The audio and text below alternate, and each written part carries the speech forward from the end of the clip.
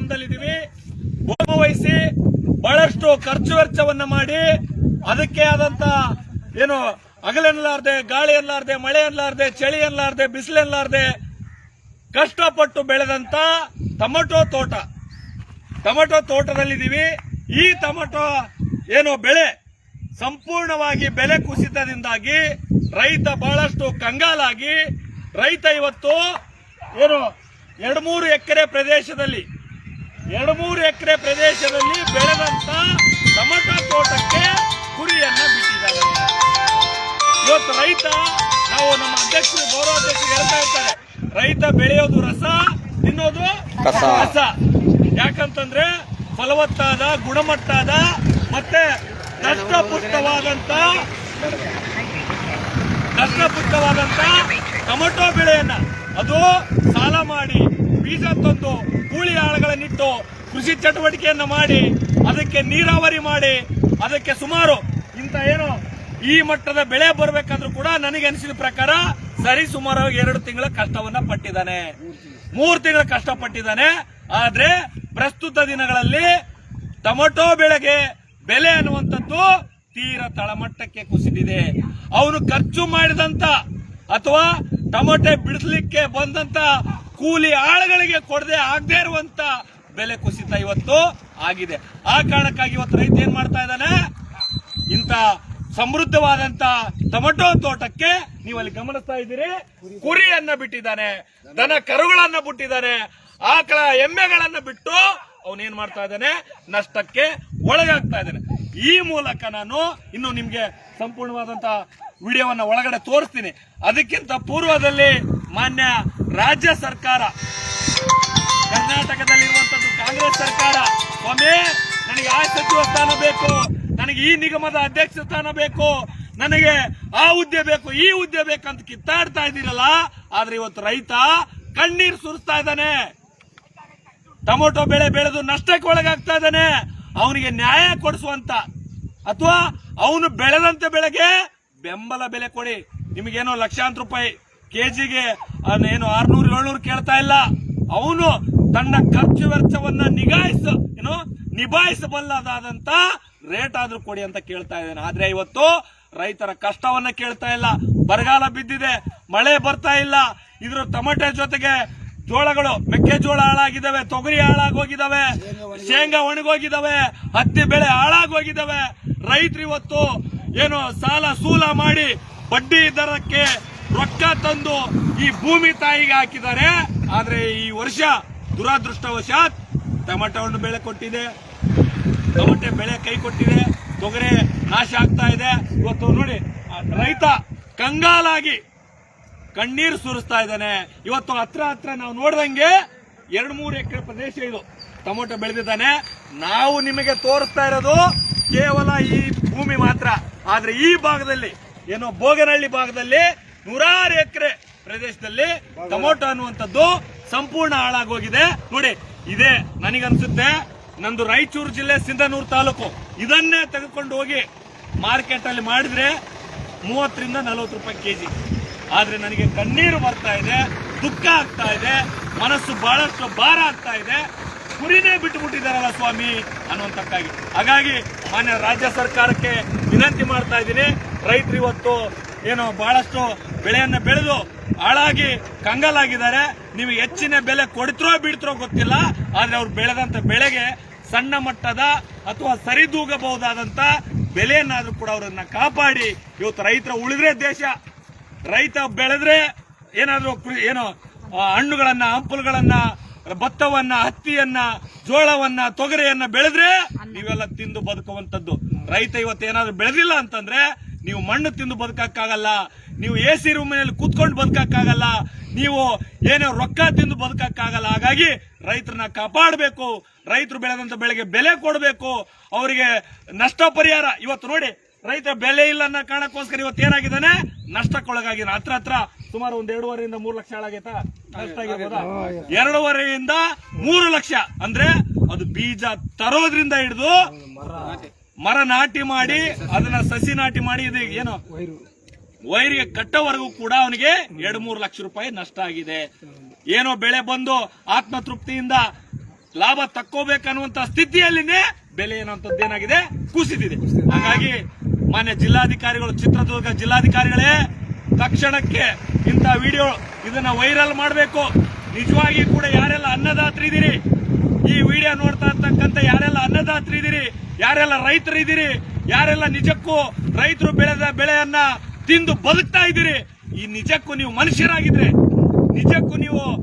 ಮನುಷ್ಯರಾಗಿದ್ರೆ ಈ ವಿಡಿಯೋವನ್ನ ಶೇರ್ ಮಾಡಿ ಸಂಬಂಧಪಟ್ಟ ಅಧಿಕಾರಿಗಳಿಗೆ, ಮಾನ್ಯ ಚಿತ್ರದುರ್ಗದ ಜಿಲ್ಲಾಧಿಕಾರಿಗಳಿಗೆ, ಮಾನ್ಯ ಚಳ್ಳಕೆರೆಯ ದಂಡಾಧಿಕಾರಿಗಳಂದ್ರೆ ತಹಶೀಲ್ದಾರಿಗೆ, ಮಾನ್ಯ ಸಂಬಂಧಪಟ್ಟಂತ ಕೃಷಿ ಇಲಾಖೆ ಅಧಿಕಾರಿಗಳಿಗೆ, ತೋಟಗಾರಿಕೆ ಇಲಾಖೆ ಅಧಿಕಾರಿಗಳಿಗೆ ತಲುಪುವವರೆಗೆ ಶೇರ್ ಮಾಡಿ. ಯಾಕಂತಂದ್ರೆ ಇವತ್ತು ರೈತ ಸಾಲ ಮಾಡಿ ಬಡ್ಡಿಗೆ ದುಡ್ಡು ತಂದು ಇಲ್ಲಿ ಆಳಿಗೆ ಖರ್ಚು ಮಾಡಿದಾನೆ. ಆದ್ರೆ ಮಾಲೀಕ ಸುಮ್ನೆ ಇರ್ತಾನ? ಬಡ್ಡಿ ಕೊಟ್ಟಂತ ಮಾಲೀಕ ಸುಮ್ನೆ ಇರ್ತಾನ? ಅವನು ಚಕ್ರ ಬಡ್ಡಿ ಹಾಕ್ತಾನೆ. ಸಾಲ ಕೊಟ್ಟಿಲ್ಲ ಅಂದ್ರೆ ಆಸ್ತಿ ಅಡ ಇಟ್ಕೊತಾನೆ. ಸಾಲ ತೀರಿಸಿಲ್ಲ ಅಂತಂದ್ರೆ ಹೆಣ್ಮಕ್ಳು ಕಿವಿಯಲ್ಲಿರುವಂತ ಓಲೆ, ಕೊಳ್ಳಲ್ಲಿರುವಂತ ಸರ, ಕಾಲಲ್ಲಿರುವಂತ ಚೈನ ಎಲ್ಲವನ್ನ ತಂದು ಅಡ ಇಡ ಅಂತಾನೆ. ಅವಾಗ ರೈತ ಏನ್ ಮಾಡ್ತಾನೆ? ಇಡ್ತಾನೆ. ಆದ್ರೆ ಬಿಡಿಸ್ಕೊಳಕ್ ಆಗದೆ ಇದ್ದಾಗ ರೈತ ಕೊನೆಗೆ ಏನ್ ಮಾಡ್ತಾನೆ? ಆತ್ಮಹತ್ಯೆ ಮಾಡ್ತಾನೆ, ವಿಷ ಕುಡಿತಾನೆ, ನೇಣಾಕಂತಾನೆ. ಹಾಗಾಗಿ ರೈತರನ್ನ ಕಾಪಾಡುವಂತ ಕೆಲಸ ರಾಜ್ಯ ಸರ್ಕಾರ ಮಾಡಲೇಬೇಕು. ಇವತ್ತು ನಿಮಗೆ ತೋರಿಸ್ತಾ ಇರೋದು ಕೇವಲ ಒಂದು ಉದಾಹರಣೆ. ಅಮ್ಮ ಬಾ ನೋಡಿ, ಆ ತಾಯಿ ಬಾ. ಇವತ್ತು ರೈತ, ಮುಗ್ಧ ರೈತರವರೆಲ್ಲ ಇವತ್ತು ಸರ್ಕಾರದ ಯೋಜನೆಗಳು ಗೊತ್ತಿಲ್ಲ, ಸರ್ಕಾರ ಏನಂತ ಗೊತ್ತಿಲ್ಲ. ನೋಡಿ ಈ ತಾಯಿ, ಏನಮ್ಮ ನೀವು ಟೊಮೆಟೊ ಬೆಳೆಗಾರ? ನಿಮ್ದೇನ ಹೊಲ? ನಿಮ್ದು ಅಲ್ಲಿ ಐತೆ? ನಿಮ್ಮ ಇದು ಅಣ್ಣಾರ್ದು ನಷ್ಟ ಆಗೈತಾ? ಏನು ಸಿಕ್ಕಿಲ್ಲ. ಎಷ್ಟು ನಷ್ಟ ಆಗಿದೆ ಅಂದಾಜು? ತಲೆ ಮೇಲೆ ಬಿದ್ದೈತೆ. ಸಾಲ ಮಾಡಿ ಬರ್ತೀರಾ?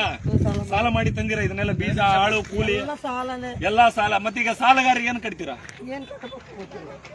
ಮನೆ ಆಸ್ತಿ ಅಡ ಇಡಬೇಕು. ನಿಮ್ಮ ಕೊಳ್ಳಲ್ಲಿರುವಂತ ಬಂಗಾರನ ಅವನಿಗೆ ಅಡ ಇಡಬೇಕು.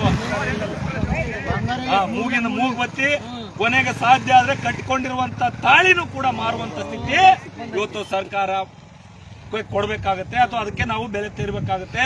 ಹಾಗಾಗಿ ಬಂಧುಗಳೇ, ಇವತ್ತು ನನ್ನ ಎಲ್ಲ ಆತ್ಮೀಯರು, ನಮ್ಮ ಯಾರು ಗೋವಿಂದರಾಜ್ ಆಗಿರ್ಬೋದು, ನಮ್ಮ ದಾದಾಪೀರವರಾಗಿರ್ಬೋದು, ನಮ್ಮ ಕೃಷ್ಣಮೂರ್ತಿ ಆಗಿರ್ಬೋದು, ನಮ್ಮ ಬೈರೇಶ್ ಅವರಾಗಿರ್ಬೋದು, ನಮ್ಮ ರೇಖಮ್ಮ ಆಗಿರ್ಬೋದು, ನಮ್ಮ ರಾಮರೆಡ್ಡಿ ಆಗಿರ್ಬೋದು, ಏಕಾಂತ್ ರೆಡ್ಡಿ ಆಗಿರ್ಬೋದು, ಹರೀಶ್ ರೆಡ್ಡಿ ಇಲ್ಲಲ್ಲ, ಮತ್ತೆ ನಮ್ಮ ಪಾಪಯ್ಯ ಆಗಿರ್ಬೋದು, ಇವರೆಲ್ಲರೂ ನಾವು ಇವತ್ತು ಈ ತೋಟಕ್ಕೆ ಭೇಟಿ ಕೊಟ್ಟು ಇಂತ ದುಸ್ಥಿತಿಗೆ ಕಾರಣ ಯಾರು ಅಂತಂದ್ರೆ ಸರ್ಕಾರ ಅಲ್ವಾ?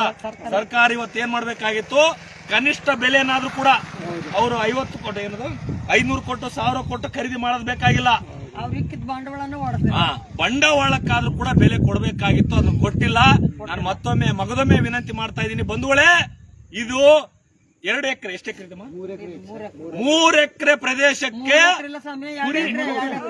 ಇರ್ಲಿ ಬಿಡಿ, 2 ಆಗ್ಲಿ 3 ಆಗ್ಲಿ, ಇದು ನಿಂದು ಒಂದೇ ಹೊಲನಾ? ನಿಂದು ಹೊಲ ಹಾಳಾಗೈತಿಲ್ಲ? ಬಿಡ್ತಾ ಇದ್ದೀವಿ. ನಿಮಗೆ ಕುರಿ ತೋರಿಸ್ತಾ ಇದೀವಿ, ಪಾಪ ನಾವು ಮಾತಾಡೋ ಬರದಲ್ಲಿ ಇಲ್ಲ, ಕುರಿ ಕವರ್ ಆಗಿದೆ ತೋರಿಸಿದ್ದೀರಾ? ಈಗ ಈ ವಿಚಾರವಾಗಿ ನಾವು ಒಳಗಡೆ ಹೋಗ್ತೀವಿ, ಯಾಕಂದ್ರೆ ನಂದೇ ಮಾತು ಜಾಸ್ತಿ ಆಯ್ತು. ಈಗ ನಿಮ್ಗೆ ವಾಸ್ತವ ಪರಿಸ್ಥಿತಿ ಏನಿದೆ, ಎಷ್ಟು ಬೆಳೆ ಹಾಳಾಗೋಗಿದೆ, ಯಾವ ರೀತಿಯಾಗಿ ಒಣಗೋಗಿದೆ,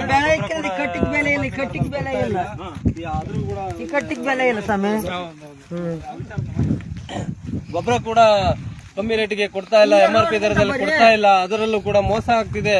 ಅದರಲ್ಲೂ ಕೂಡ ತಂದು 2,500 ರೂಪಾಯಿ ಒಂದು ಚೀಲ ಗೊಬ್ಬರ, ಒಂದು ಮೂಟೆ ಗೊಬ್ಬರ, ಅದನ್ನ ತಂದು ರೈತರು ಹಾಕಿ ಬೆಳೆಯೋ ವರ್ಷದಿಗೆ ಎಷ್ಟು ಕಷ್ಟ ಬಿದ್ದಿರುತ್ತೆ ನೋಡ್ಬೇಕು. ಇದನ್ನ ಮಾನ್ಯ ಜಿಲ್ಲಾಧಿಕಾರಿಗಳು ಮತ್ತು APMC ಅವರು ಮತ್ತೆ ಗೊಬ್ಬರದ ಅಂಗಡಿ ಅವರು ಎಲ್ಲ ನೋಡ್ಬೇಕು. ಇದನ್ನ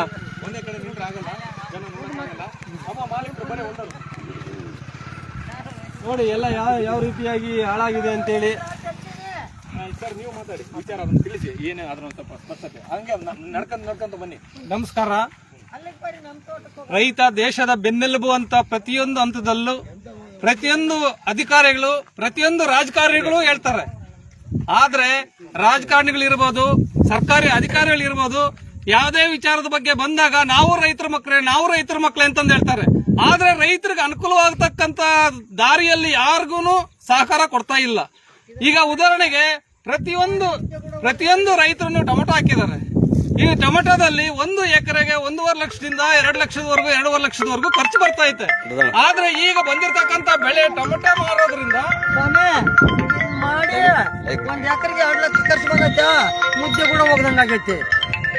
ಟೊಮೆಟೊ ಮಾರೋದ್ರಿಂದ ಕೂಲಿಯರಿಗೆ ಮತ್ತೆ ಗಾಡಿ ಹಾಕೊಂಡು ಹೋಗ್ತಂತ ಬಾಡಿಗೆ ಕೊಡದೇ ಇರೋ ರೀತಿಯಲ್ಲಿ ದರ ನಿಗದಿ ಮಾಡ್ತಾ ಇದ್ದಾರೆ.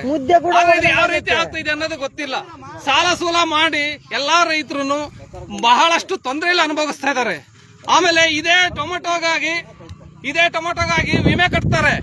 1 ಎಕರೆಗೆ ವಿಮೆ ಕಟ್ಟೋದಕ್ಕೆ 3,450 ರೂಪಾಯಿ ಕಟ್ಸ್ಕೊಂತಾರೆ. ಆದ್ರೆ ವಿಮೆ ಪರಿಹಾರ ಮಾತ್ರ 15,000 20,000 ಹಾಕ್ತಾರೆ. ಆದ್ರೆ ಎಲ್ಲಾ ರೀತಿಯಲ್ಲಿ ರೈತರಿಗೆ ಬಹಳ ತೊಂದರೆ ಆಗ್ತಾ ಇದೆ.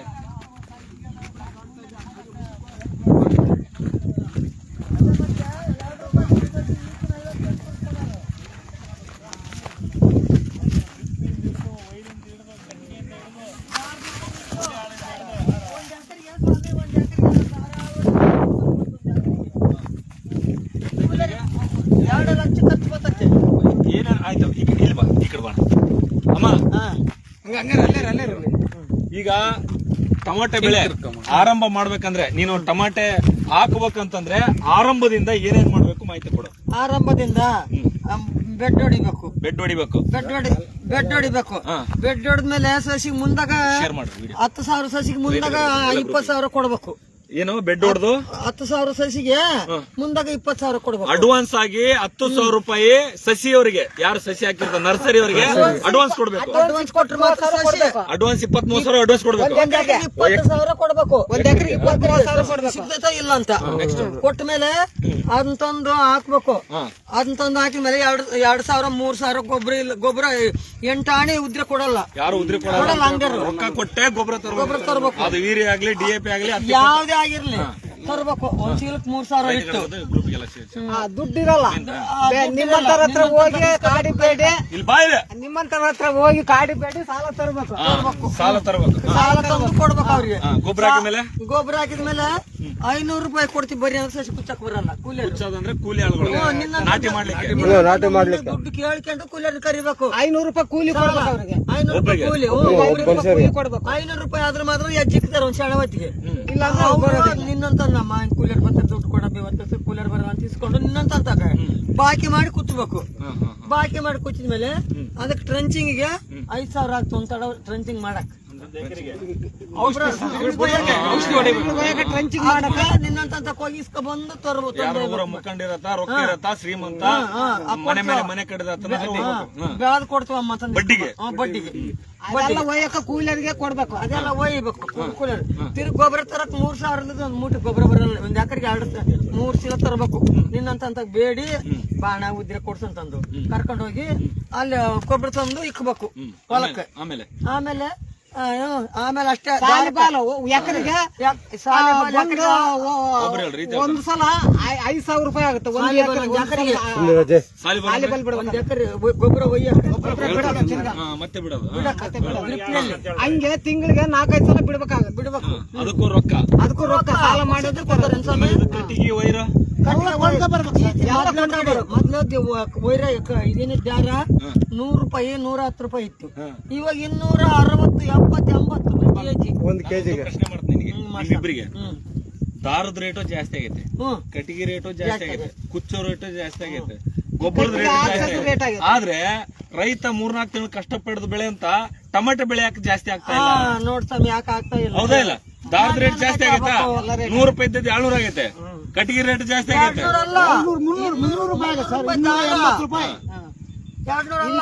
ಅದಕ್ಕೆ ಸ್ನೇಹಿತರೆ, ರೈತರು ಕಷ್ಟಪಟ್ಟು ಬೆಳೆಯ ಸಂದರ್ಭದಲ್ಲಿ ಉಪಯೋಗಿಸಬೇಕಾದಂತ ಎಲ್ಲಾ ವಸ್ತುಗಳು, ಅದು ಬೀಜದಿಂದ ಹಿಡಿದು ಗೊಬ್ಬರದಿಂದ ಹಿಡಿದು ಕಟ್ಟಿಗೆ, ಇಲ್ಲೇನು ಕಾಣ್ತಾ ಇದ್ರಲ್ಲ ಕಟ್ಟಿಗೆಯಿಂದ ಹಿಡಿದು ವೈರ್ನಿಂದ ಹಿಡಿದು ಇನ್ನಿತರ ಎಲ್ಲ ಕೂಲಿ ಆಳುಗಳಿಂದ ಹಿಡಿದು ಟ್ರಾಕ್ಟರ್ ಸಾಮಾನ್ಯಗಳಿಂದ ಹಿಡಿದು ಎಲ್ಲವೂ ಕೂಡ ರೇಟ್ ಏನಾಗಿದೆ, ಬೆಲೆ ಏನಾಗಿದೆ, ಹೆಚ್ಚಿಗೆ ಆಗಿದೆ.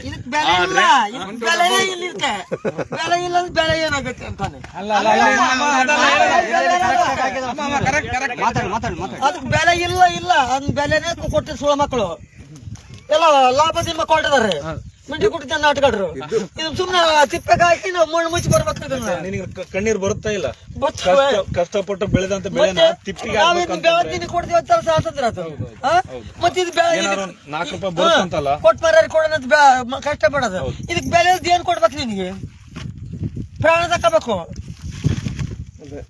ನಿನ್ ಲಾಭ ಪ್ರಾಣದ ಕಂಬಳು. ಬಂಧುಗಳೇ, ಇವತ್ತು ರೈತರು ಇದು ಒಂದೇ ತಾಯಿ ಸಮಸ್ಯೆ ಅಲ್ಲ, ತಾಯಿ ಆಕ್ರಂದನ ಹೆಂಗಿತ್ತಂದ್ರೆ ಕಣ್ಣಲ್ಲಿ ನೀರು ಬರ್ತಾ ಇದೆ.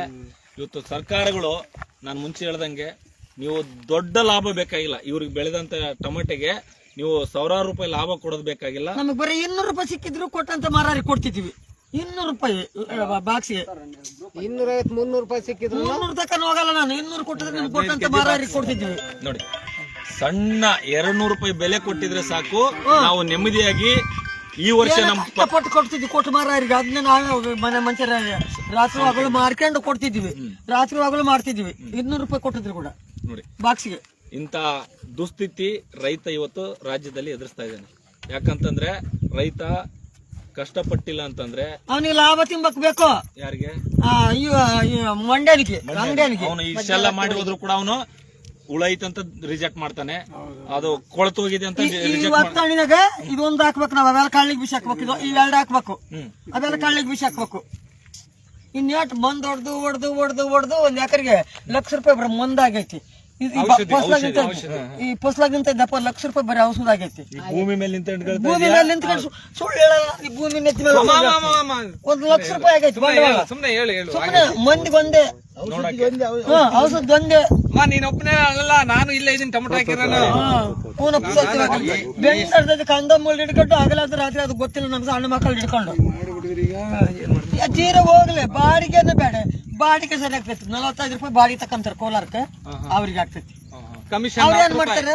ಕಮಿಷನ್ ₹10. ಇನ್ನೊಂದು ಮುಖ್ಯ ವಿಚಾರ, 3 ರೂಪಾಯಿ ಒಂದು ಬಾಕ್ಸಿಗೆ, 15 ಕೆಜಿ ಬಾಕ್ಸಿಗೆ ₹2,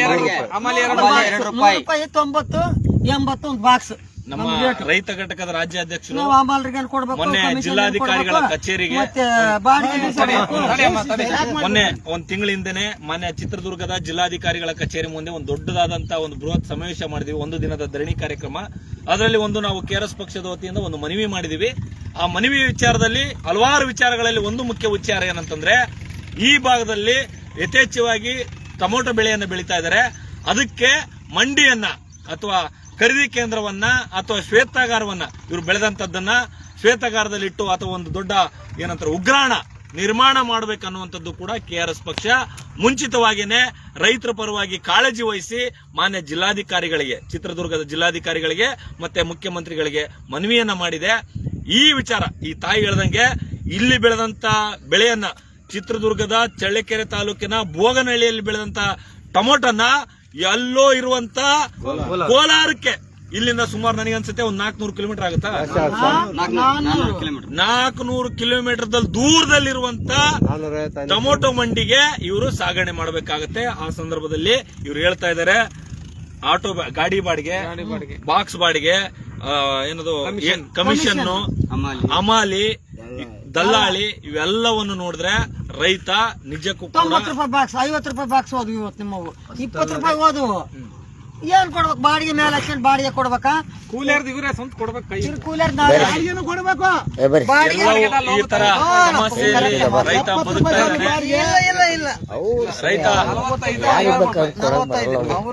ಇದ್ದಾನೆ. ರೈತ ಇಷ್ಟೆಲ್ಲ ಕಷ್ಟಗಳಿಂದ ಜೀವನವನ್ನು ಮಾಡ್ತಾ ಇದ್ದಾನೆ.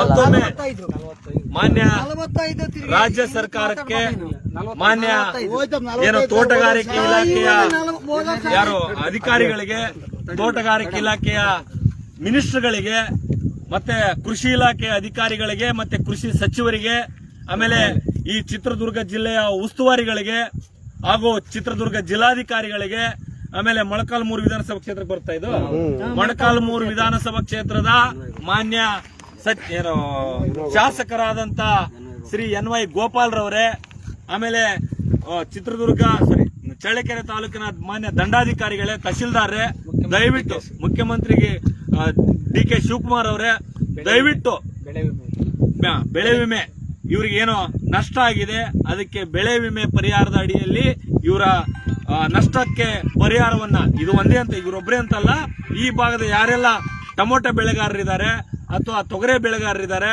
ಸೂರ್ಯಕಾಂತಿ ಬೆಳೆಗಾರರಿದ್ದಾರೆ, ಶೇಂಗಾ ಬೆಳೆಗಾರರಿದ್ದಾರೆ, ಮೆಕ್ಕೆಜೋಳ ಬೆಳೆಗಾರರಿದ್ದಾರೆ, ಇನ್ನಿತರೆ ಎಲ್ಲಾ ಬೆಳೆಗಾರರು ಕೂಡ ಈ ವರ್ಷ ಏನ್ ಕೊಡ್ಬೇಕು, ನಾವು ಕೂಲಿ ಏನ್ ಕೊಡ್ಬೇಕು ಹೇಳಿದ್ಯಾ. ಹಾಗಾಗಿ ಇಂತ ನೂರಾರು ರೈತರು ಇವತ್ತು ಕಣ್ಣೀರಿನಲ್ಲಿ ಕೈ ತೊಳಿತಾ ಇದ್ದಾರೆ, ಕಣ್ಣೀರಿನಲ್ಲಿ ಕೈ ತೊಳಿತಾ ಇದ್ದಾರೆ. ಅವರ ಬಂಗಾರ, ಒಡವೆ, ಮನೆ, ಆಸ್ತಿ, ಸಂಪತ್ತನ್ನ ಅಡ ಇಟ್ಟು ಸಾಲ ಸೂಲವನ್ನ ಮಾಡಿದ್ದಾರೆ. ಆ ಸಾಲ ಸೂಲ ಕಟ್ಟಿಲ್ಲ ಅಂತಂದ್ರೆ ಬ್ಯಾಂಕಿನವ್ರು ಮನೆಗೆ ಬರ್ತಾರೆ, ಸಾಲಗಾರರು ಮನೆಗೆ ಬರ್ತಾರೆ. ಸಾರ್ವಜನಿಕವಾಗಿ ಅದು ಏನು ಮನೆ ಅನ್ಲಾರ್ದೆ ಜನ ಇದಾರೆ ಅನ್ನೋದನ್ನ ಅವ್ರಿಗೆ ಗೊತ್ತಿಲ್ಲ. ಅವ್ರಿಗೆ ಏನ್ ಬೇಕೋ ರೊಕ್ಕ ಬೇಕು, ದೊಡ್ಡ ಗಲಾಟೆ ಮಾಡ್ತಾರೆ. ಇವ್ರ ಮಾನ ಮರ್ಯಾದೆ ತೆಗಿತಾರೆ. ಕೊನೆಗೆ ಇವ್ರ ಮಾನ ಮರ್ಯಾದೆಗಂಜಿ, ಸಾಲಕ್ಕಂಜಿ ನೇಣಿಗೆ ಅಥವಾ ವಿಷಯಕ್ಕೆ ದಾರಿ ಆಗ್ತಾರೆ, ಶರಣ ಆಗ್ತಾರೆ. ಹಾಗಾಗಿ ಅಂತ ಅವಕಾಶವನ್ನ ಸಂಘಗಳಿಗೆ ಬೇರೆ ಎತ್ಕೊಂಬತ್ತೀವಲ್ಲ, ಅವ್ರು ಅಲ್ಲೇ ಕುತ್ಕೊಂತಾರೆ, ಕೊಡ್ತಿದ್ರೆ ಕೊಟ್ಟಿಲ್ಲ ಅಂದ್ರೆ ಮನೆ ಮಾರು ನಮ್ಮ ಎದುರಿಗೆ ಮನೆ ಮಾರಿ ಕೊಡು ಅಂತಾರೆ. ಸಂಘದಾಗ ಅವರೆಲ್ಲರೂ ಕೂಡ ಆ ಸ್ಪಾಟ್ ಅಲ್ಲೇ ಮನೆ ಮಾರು. ನನಗೆ ಮಕ್ಕಳ ಕೈ ಕಂಟ ಕೊಡ್ದಂಗ ಕಮ್ಮಿ ಬೀಳ್ತಂಗ ಅಂತ ನೀನ್ ಸಾಲ ತಂದ ನನಗೆ ಮಕ್ಕಳ ಕೈ ಕಂಟ ನಾವು ಉಪ್ಪು ಮುದ್ದೆ ಉಂಡು ನಿನ್ನಂತ ಸಾಲ ತಂದ ಬಡ್ಡಿ ಕಟ್ತೀವಿ. ತಿಳಿಸ್ಕೊಂಡ್ರಲ್ಲ, ನಿನ್ನಂತ ಬಡ್ಡಿ ಕಟ್ತೀವಿ ನಾವು. ಮಕ್ಕಳು ಕೇಳಿದ್ರೆ ಮಕ್ಕಳಿಗೆ ರೊಕ್ಕ ಕೊಡದೇನೆ ನೀನ್ ಕಮ್ಮಿ ಬೀಳ್ತಲ್ಲ ಬಡ್ಡಿಗೆ ಡೀಸೆಲ್ ಗೊತ್ತಾ ಹುಡುಗರು ಬೈಕ್ ಕೊಡ್ಸಕ್ಕಪ್ಪ, ಡೀಸೆಲ್ ಇಲ್ಲಪ್ಪ ಇವತ್ತು ಅವ್ರಿಗೆ ಕೊಟ್ಟು ಕಳ್ಸೋನು. ಈ ಮನೆ ಮಂದಿ ಇರ್ಲಿ, ಪೆಟ್ರೋಲ್ ಬೇಡ ಗಾಡಿ. ಇಂತ ಕಷ್ಟದಲ್ಲಿದ್ರೆ ಬಂಧುಗಳೇ, ದಯವಿಟ್ಟು ನೀವು ನಿಜಕ್ಕೂ ರೈತರ ಮಕ್ಕಳಾಗಿದ್ರೆ, ರೈತ ಬೆಳೆಯುವಂತ ಒಳ್ಳೆ ಬೆಳೆಯನ್ನ ತಿಂದು ಬದುಕ್ತಾ ಇದ್ರೆ ನಿಜಕ್ಕೂ ರೈತನಿಗೆ ಗೌರವ ಸಿಗ್ಬೇಕು. ನಿಮ್ಮಲ್ಲಿ ಆತ್ಮ ಇದ್ರೆ ಇದನ್ನೆಲ್ಲ ನೋಡ್ಕೊಂಡು ಇದೆಲ್ಲ ಕೇಳ್ಕೊಂಡು ಒಳ್ಳೇದ್ ಮಾಡಿದ್ರೆ ನಿಮ್ಗೆ ಆತ್ಮ ಒಳ್ಳೇದಾಗ ದೇವ್ರು ನಿಮ್ಗೆ ಕೂಡ ಹೆಂಡ್ರ ಮಕ್ಕಳಿಗೆ ಅನ್ನ ಕೊಡ್ತಾನೆ ಪರಮಾತ್ಮ. ಏನ್ ನಮ್ಗೆ ಸುಮ್ಮನೆ ನಾವು ಮಾಡಿರೋದು ಹಗಲು ರಾತ್ರಿ ಮುದ್ದೆ ಯಾವಾಗ ಬೇಸಿಗೆ ತಿಂತೀವಿ ಹೋಗಿ ನಾವು. ಹೂನಪ್ಪ, ಇದು ಹಂಗೆ ಉಳ್ಕೊಂಬದ್ ರಾತ್ರಿ ಎಲ್ಲ ಮಾಡೋದು ನಾವು. ಇದು ಹಂಗೆ ಉಳ್ಕೊಂಬ ಈ ರೆಡ್ಡಿ ನಾವು ರೆಡ್ಡಿಗಿರಿಗೆ ಹೋಗ್ತೀವಿ, ಏನ್ ಮಾಡ್ತಾರೆ, ಬಾ 600 ರೂಪಾಯಿ ಕೊಡ್ತೀವಿ ಅಂಬೋದು ನಾವು ಹೋಗಿ ಅಲ್ಲಿ ಬಗ್ಗದು ಎದ್ದೋದು 600 ರೂಪಾಯಿ ಇಸ್ಕೊ ಬರೋದು. ನಾನು ಸಮೇತ ಕೂಲಿ ಹೋಗ್ತಿದ್ರೆ ಅವ್ರಿಗೆ ಕರ್ಕೊಂಡು ಹೋಗ್ತಿದ್ ನಿರ್ವಿಲ್ಲ ರೆಡ್ಡಿ ಜನಕ್ಕೆ ನಮ್ಮಂತ ಇರ್ಲಿ. ಇಂಥ ಕಷ್ಟದಲ್ಲಿ ರೈತರು ಬದುಕ್ತಾ ಇದ್ದಾರೆ. ಇವರಿಗೆ ನ್ಯಾಯ ಕೊಡಿಸುವಂತ ಕೆಲಸವನ್ನ ನಾವೆಲ್ಲರೂ ಕೂಡ ಸಾಧ್ಯ ಆದ್ರೆ ಈಗ ನಾವು ಬರ್ತೀವಿ ನಿಮ್ಮಿಂದ ಎಲ್ಲ ಮಾಡ್ಕೊಂಡು. ನಾಳೆ ಸಾಧ್ಯ ಆದ್ರೆ ತಹಸೀಲ್ದಾರ್ ಕಚೇರಿಗೆ ಹೋಗೋಣ, ತೋಟಗಾರಿ ಇಲಾಖೆಗೆ ಹೋಗೋಣ, ಮಾನ್ಯ ಜಿಲ್ಲಾಧಿಕಾರಿಗಳ ಕಚೇರಿಗೆ ಹೋಗೋಣ. ಈ ಭಾಗದಲ್ಲಿ ಇವೆಲ್ಲ ಫೋಟೋ ತಕ್ಕೊಂಡು ಇವ್ರದೆಲ್ಲ ಒಂದು ಹೆಸರನ್ನ 60-70 ರೂಪಾಯಿ ಬಾಕ್ಸ್ ಕೊಟ್ಟು ನಾವು ಕೂಲರ್ಗೆ ಏನ್ ಕೊಡ್ಬೇಕು, ಅವ್ರಿಗೆ ಏನ್ ಕೊಡ್ಬೇಕು, ನಾವೇನ್ ಉಣ್ಬೇಕು, ಕೊಟ್ಟು ಮಾರಾರ್ಗೆ ಏನ್ ಕಟ್ಟಬೇಕು. ಇಷ್ಟು ಬಹಳಷ್ಟು ಇದೆ ವಿಚಾರಗಳು. ತಾಯಿ ಅಕ್ರಂದನ ನೂರಾರು ಇದಾವೆ. ಇವರೆಲ್ಲ ಕಣ್ಣೀರಲ್ಲಿ ಕೈ ತೊಳಿತಾ ಇದಾರೆ ಅನ್ನುವಂಥದ್ದು ನನಗೆ ಸಂಪೂರ್ಣವಾಗಿ ಅರ್ಥ ಆಗಿದೆ. ತೀರ ಕುಚ್ಚಿದ ಮೇಲೆ ಒಂದನ ತೀರದ ರೇಟ್ ಸಿಗದ್ರೆ ಕುಚ್ಚ ತಡ ಹಂಗೆ ಕುರಿ ಮ್ಯಾಕ್ ಹಿಂದ್ಗಡೆ ಬಿಟ್ಟು ಎಲ್ಲವನ್ನು ಕೂಡ ಈಗ ಬಿಡಿಸಿಲ್ಲ ಇವು ಅಷ್ಟೊಂದು ಕಷ್ಟ ಮಾಡಿ ತೋರಿಸ್ತಾರೆ. ಆಯ್ತು, ಈಗ ತನ್ನ ಯಾರ ತಗೈತಪ್ಪ ಇವ್ರದೊಂದು ಸ್ವಲ್ಪ ಟೈಪ್ ಮಾಡಿಲ್ಲ, ಮೊಬೈಲ್ ನಂಬರು ಯಾವ ಊರು ಅಂತ ಮೊಬೈಲಲ್ಲಿ ಟೈಪ್ ಮಾಡ್ತಾರೆ. ಮೊಬೈಲ್ ನಂಬರ್ ಸ್ನೇಹಿತರೆ, ನೀವು ನೋಡ್ತಾ ಇದ್ದೀರಿ ಇದನ್ನ ಕುರಿಯನ್ನ ಬಿಟ್ಟು ಆ ಕಡೆ ನೋಡಿ ಹೆಂಗೆ ಟೊಮೆಟೊ ಹಣ್ಣುಗಳು ಬಿದ್ದಿದಾವೆ. ಈಗ ಹಿಂಗೋಣ ಹಿಂಗಟ ಆ ಕಡೆ ಜಗ್ ಬಿದ್ದಿದಾವೆ, ಆ ಕಡೆ ಟೊಮೆಟೊ ಜಗ್ ಬಿದ್ದಿದಾವೆ. ಈ ಒಂದು ಗೂಟಕ್ಕೆ 25 ರೂಪಾಯಿ ಒಂದು ಗೂಟಕ್ಕೆ ಲೆಕ್ಕ ಹಾಕ್ರೆ ಎಷ್ಟಾಗುತ್ತೆ? ಈ ಒಂದು ಗೂಟಕ್ಕೆ 25. ತಿರ್ಗಿ ಅವ್ರಿಗೆ ಕೂಲಿ ಕಟ್ಟಿಗೆಗೆ ಹೊಡಿಯೋಕ್ಕೆ ಒಂದು ಗೂಟಕ್ಕೆ 25 ಇದೆ. ಸ್ನೇಹಿತರೆ ನೋಡಿ, ಇನ್ನು ಒಂಥರ ಬೊಗಸೆಯಲ್ಲಿ ತುಂಬಿಕೊಳ್ಳುವಂತದ್ದು ಆಗ್ತಾ ಇದೆ. ಹಾಳಾಗೋಗಿದೆ ಟೊಮೆಟೊ ಹಣ್ಣುಗಳೆಲ್ಲವೂ ಕೂಡ ಹಾಳಾಗೋಗಿದ್ದಾವೆ. ರೈತನಿಗೆ ಟೊಮೆಟೊಗೆ ಬೆಲೆ ಇಲ್ಲ ಅನ್ನೋ ಕಾರಣಕ್ಕೋಸ್ಕರ ಕುರಿಯನ್ನ ಬಿಟ್ಟು ಮೇಯಿಸ್ಬಿಟ್ಟಿದ್ದಾರೆ. ಇಷ್ಟೊತ್ತು ನೋಡಿ ನೋಡಿ ಸಾಲಲ್ಲಿ ನೋಡಿ ಯಾವ ರೀತಿಯಾಗಿ ಟೊಮೆಟೊ ಹಣ್ಣು ಆ ಕಡೆ ಎಲ್ಲ ಸುತ್ತಲೂ ನೋಡಿದ್ರು ಕೂಡ ನಿಜಕ್ಕೂ ಬೇಸರ ಆಗ್ತಾ ಇದೆ. ಇಂಥ ಕಷ್ಟ ರೈತನಿಗೆ ಬರಬಾರ್ದು. ಆದರೆ ನಮ್ಮನ್ನಾಳುವಂಥ ಸರ್ಕಾರಗಳು, ನಮ್ಮನ್ನಾಳುವಂಥ ಜನಪ್ರತಿನಿಧಿಗಳು, ನಮ್ಮನ್ನಾಳುವಂಥ ಸರ್ಕಾರಗಳು, ನಮ್ಮನ್ನಾಳುವಂಥ ಜನಪ್ರತಿನಿಧಿಗಳು ನಮಗೆ ನ್ಯಾಯ ಕೊಡಬೇಕಾದಂಥ ಪರಮಾತ್ಮ ಅವನ್ನೆಲ್ಲ ಒಂದು ಏನದು